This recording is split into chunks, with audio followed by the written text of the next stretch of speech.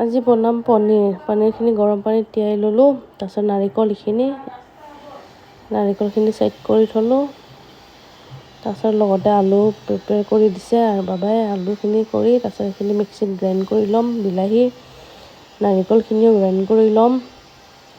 তাৰপিছত পনীৰখিনি কাটি লওঁ, ভালকৈ হোৱাই নাই টাইট পনীৰখিনি। এইখিনি মিক্সিত দিয়াখিনি হেৰি কৰাৰ পিছত পনীৰখিনি কাটি ল'ব লৈছোঁ। পনীৰখিনি টাইট ইমান কাটিবই নোৱাৰি, ভালকৈ হেৰি হোৱাই নাই। গোটেইখিনি হোৱাৰ পিছত এয়া চফ্ট পনীৰ। তাৰপিছত নাৰিকলৰ গুড়ি কৰি ল'ম, পেষ্ট কৰি ল'ম। পেষ্টখিনি হোৱাৰ পিছত পেন এটাত পনীৰখিনি ফ্ৰাই কৰি ল'ম। গল্ডেন ব্ৰাউন হোৱালৈকে ফ্ৰাইটো কৰিব লাগিব আমি। তো ধুনীয়াকৈ ফ্ৰাই। সেইখিনি অকণমান গল্ডেন ব্ৰাউন হৈছে, টাৰ্ণ কৰি দিছোঁ, ঘূৰাই দিছোঁ। ঘূৰাই দিয়াৰ পিছত এনেকৈ থাকিব, অলপ দেৰি এনেকৈ থাকিব। কেৰাহী এটাত অলপমান তেল লৈ লৈছোঁ। তেলত অকণমান মছলা দিম এতিয়া। কি মছলা দিছোঁ নাজানো আৰু, মুঠতে দিছোঁ আৰু। তাৰপিছত আলুখিনি দিছোঁ। আলুখিনি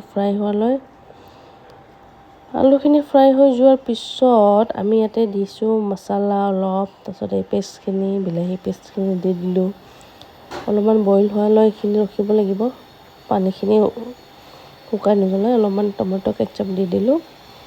এনেকৈ কৰি মিক্সিং কৰি আলুখিনি দি দিলোঁ। আলুখিনি দিয়াৰ পিছত ভালকৈ আৰু মিক্স।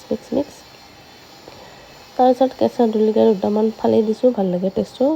তাৰপিছত নাৰিকলৰ পেষ্টখিনি দি দিম। এনেকৈ নাৰিকলৰ পেষ্টখিনি দিয়া হোৱাৰ পিছত আকৌ মিক্স কৰিম ধুনীয়াকৈ। মিক্সিং হৈ যোৱাৰ পিছতে আমি ইয়াত মছলাবিলাক দি দিম। যিকোনো মছলা দিলে হ'ল, এইটো এক্সপেৰিমেণ্ট আছিল আমাৰ একচুৱেলি, খাবলৈ ভালে হ'ল। তাৰপিছত পনীৰখিনি দি দিম। পনীৰখিনি দিয়া হোৱাৰ পিছত আৰু মিক্সিং কৰিম। অলপ কাশ্মীৰী মিৰ্চ দি দিছোঁ। মিক্সিং কৰাৰ পিছত অলপমান কষ্টুৰি মেথি দি দিছোঁ।